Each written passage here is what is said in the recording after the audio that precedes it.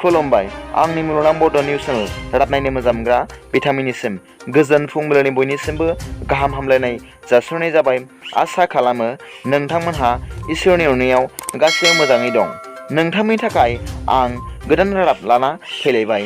अन्नानै भिडिअखौ स्किप खालामाजासे जोबजासिम नायलांदो। दाखालि बावैसो साननि गेजेराव आं भिडिअखौ लाबोनो हायाखैमोन माखासे जाहोननि थाखाय। एबारनिफ्राय आं भिडिअखौ लाबोबाय थासिगोन नोंथांमोननि गेजेराव। सोरबाफोर आंनि चेनेलखौ दिनैसो गोदानै नायसनदोंब्ला अन्नानै साबस्क्राइब खालाम आरो बेल आइकनावबो थुनानै हो, जाहाथे आं गोदान रादाब फोसावबाय थायोब्ला नोंथांनियाव सिगांग्रो नटिफिकेसन सौहैयो। बिदिबा गोबाव खालामाजासे रादाबखौ जागायनोसै। दिनैनि फुंबिलिनि मोननैसो गाहाय रादाबफोरा जाबाय।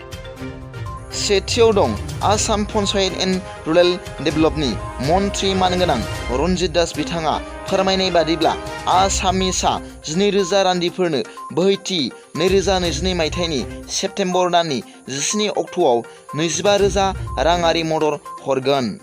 बिथाङा बुंबावदों दि आसामाव गासै 1 लाख PMAY न'खौ लुनाय खामानिया बोहैथि 17 सेप्तेम्बरनिफ्राय जागायगोन। 13 लाख PMAY न' लुनाया सोलिगासिनो दं होननानैबो बिथां मन्थ्रिया बुंबावदों।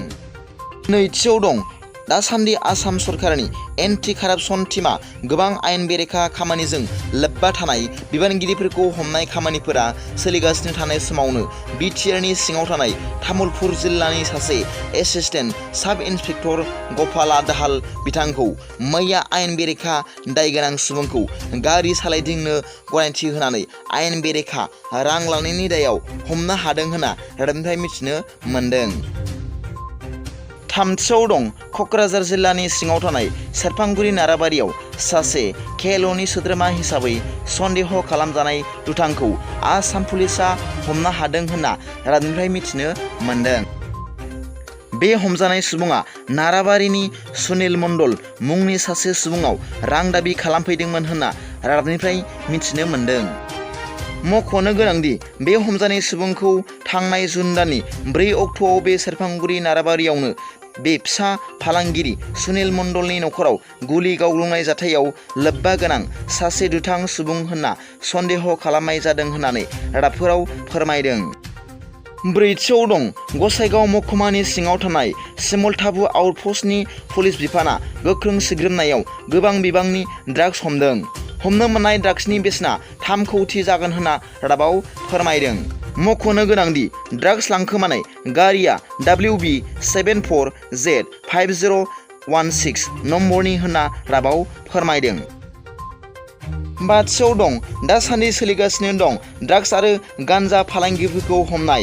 थिग बे समावनो आसाम पुलिसनि गोख्रों सिग्रोमनायाव लाहुरिजान कार्बि आलंआव गंसे ट्राकनिफ्राय गोबां बिबांनि 860 केजि गान्जा आरो 40 ग्राम हेर'इन हमनो हादों होनना आसामनि गिबि मन्थ्रि मानगोनां डक्टर हेमन्त बिश्व शर्मा बिथाङा गावनि फेसबुक पेजनि गेजेरजों फोरमायदों।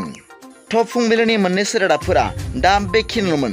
सोरबाफोर आंनि चेनेलखौ दिनैसो गोदानै नायसनदोंब्ला अन्नानै साबस्क्राइब खालाम आरो बेल आइकनावबो थुनानै हो, जाहाथे आं गोदान निउस आपडेट लानानै फैयोब्ला नोंथांनियाव सिगांग्रो नटिफिकेसन सौहैयो। गाबोननि फुंबिलिनि रादाबाव नोंथांमोनखौ आंनि चेनेलाव गोसो गोथारै बरायहरनाय जाबाय। गोजोन्थों।